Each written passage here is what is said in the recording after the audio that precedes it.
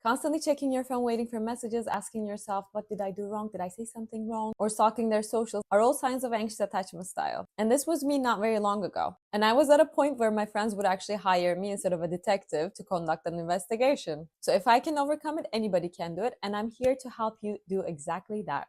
There are 5 steps to ending your anxiousness and becoming secure in a relationship. So without further ado, let's get into it. The first one is doing your research and recognizing your patterns. I totally suggest you read Attached or listen to it at least. But if you don't want to do that, everything that I listed at the beginning of the video are all signs. And believe me, everybody has these signs and patterns. For example, constantly looking at your phone and waiting for a notification to appear is a sign. Or overthinking about the last conversation you had, or like what he might be doing, or obsessing about why he might not be messaging you are all signs. Or again, the stalking, comparing yourself with the other girls that they follow, or trying to figure out who he followed the latest, are all part of your pattern. So when you find yourself doing these things, the only thing that you should be actually thinking about is,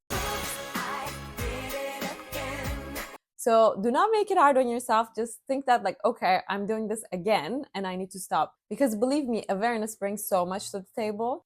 Because now that you can tell whatever you're doing is not okay. Moving on to the second step, you need to keep yourself occupied. And not with things that are going to waste your time, but with things that will improve you.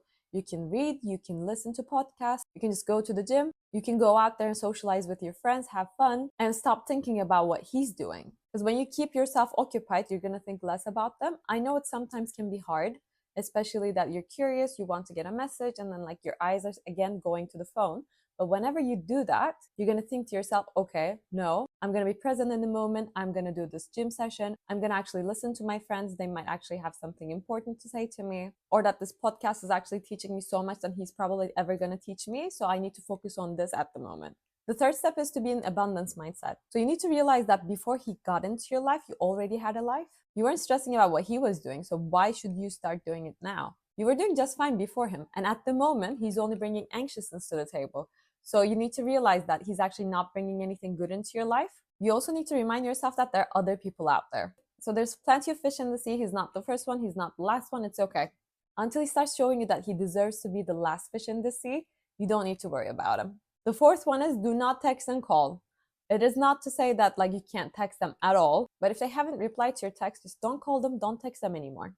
They're not even worthy of knowing what they lost. So instead of sitting down and thinking, oh, I'm going to message them, let them know that I'm not going to see them again, blah, blah, blah, you're just going to actually go out, follow the second step, and just spend time with your friends, do something that you enjoy to do. Because the more you call them or message them, they only see someone who's desperate for a relationship before them even proving their worth to you. So they won't respect you in that sense. And the last step is to avoid people that trigger your anxiety. But for you to be able to do this, you must first master steps 1 and 2. The second you start stalking, for example, you need to ask yourself that, is it them that is making me do this? Or is it me overthinking and like creating scenarios in my head that is making me do this? And if the answer is, oh, my feelings are valid, it's probably because they did something. And for example, once you see that it's him, you need to let go. And you need to move on to the next person. And that's why we have all these steps before. And instead of being upset about it, you can actually go outside and meet other people through the activities that you like to do. And then while doing it, you can meet someone that actually works for you, hence the abundance mindset. And in that case, you won't even need to call them or text them anymore. I hope this video has helped you. Please let me know your thoughts and I will see you next time.